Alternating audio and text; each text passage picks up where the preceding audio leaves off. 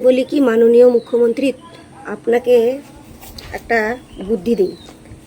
এই 13 পাতার 12 পাতা ফর্ম না বের করে আপনি যদি আপনার যে চারধারে যে আরও মন্ত্রী পদের যে যারা রয়েছে পাশাপাশি আপনার নিচু স্তরে, তাদেরকে যদি বাড়ি বাড়ি পাঠাতেন না, একদম অন ক্যামেরা করে নিয়ে এসে ডিটেলস, কার ঘরে কয়টা রুম, কয়টা জমি জায়গা, কয়টা গাড়ি রয়েছে, কয়টা লোক রয়েছে বাড়িতে, কয়তলা বিল্ডিং, ভালো হতো।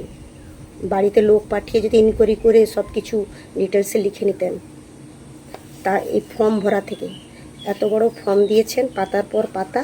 হ্যাঁ, শিক্ষিত লোক তো হয়রানি করছে, যারা একদম অশিক্ষিত তারা তো এই ফর্ম নিয়ে খালি 3,000 টাকাটার জন্য দৌড়াদৌড়ি করছে, কোথায় যাবে খুঁজে পাচ্ছে না।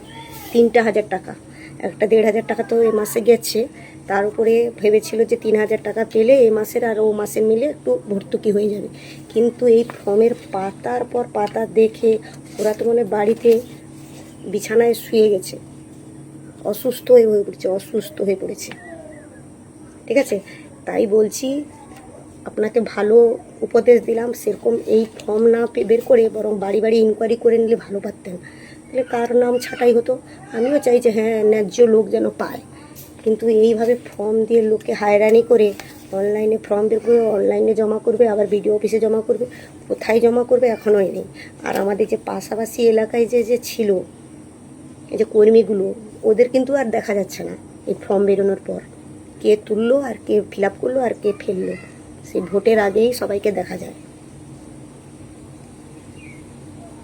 আর কিছু বলছি না, বললে অনেক কথা বলবো, মুখ খুললে অনেক খুলে যাবে।